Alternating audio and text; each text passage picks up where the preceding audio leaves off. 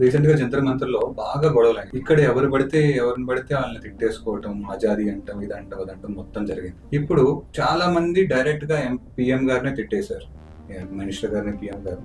అసలు జనరల్ గా ఒక మనిషి వాళ్ళ పిఎంని కానీ, ఎంపీని కానీ, ఎమ్మెల్యే కానీ తిట్టొచ్చాను.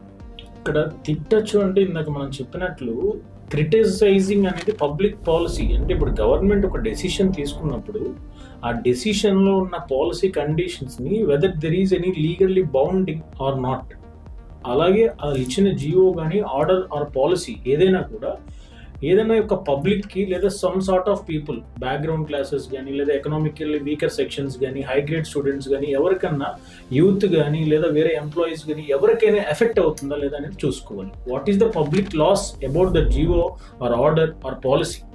సో అట్లా వచ్చినప్పుడు గవర్నమెంట్ని మాత్రమే మనం క్వశ్చన్ చేయగలం తప్ప ఇండిపెండెంట్ పర్సన్ నరేంద్ర మోడీ గారు prime minister, nothing but he's a government, he's a central government. Central government యొక్క పాలసీని క్వశ్చన్ చేయగలం తప్ప అంతేగాని నరేంద్ర మోడీ గారు ఇట్లా చేశారు, నరేంద్ర మోడీ గారు పర్సనల్ లైఫ్లో ఇట్లా జరిగింది, ఆయన పబ్లిక్ని ఎట్లా క్రిటిసైజింగ్ కూడా టు ఎక్స్టెంట్ మనకి ఎట్లా ఉండాలంటే అది క్రిమినల్ క్రిటిసైజింగ్ చేసేంత దూరం వెళ్ళకూడదు. ఇఫ్ ఇన్ కేస్ ఆయన కనుక దాన్ని పర్సనల్గా తీసుకుని ఆయన డిఫమేషన్ చేయాలి అనుకుంటే it will be also consequences of criminal defamation and civil defamation also.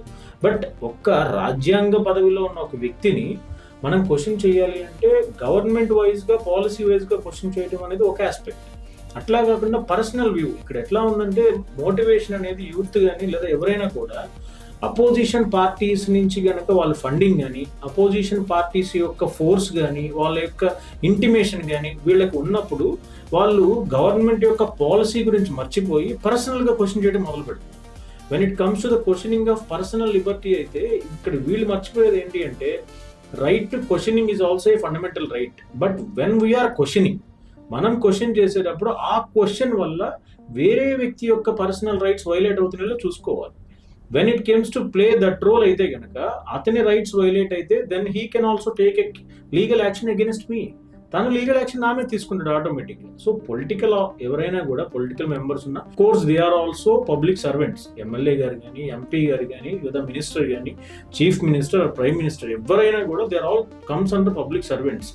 ఇక్కడ ఏమవుతుందంటే వాళ్ళు తీసుకున్న డెసిషన్ క్యాబినెట్ పాలసీస్ని చూసుకోవడం, ఆ జియో అయితే గవర్నమెంట్ ఆర్డర్ వచ్చినప్పుడు ఆ గవర్నమెంట్ ఆర్డర్ని పీస్ఫుల్ ప్రొటెస్ట్ ద్వారా క్వశ్చన్ చేయొచ్చు. But the minister from the department cannot be liable.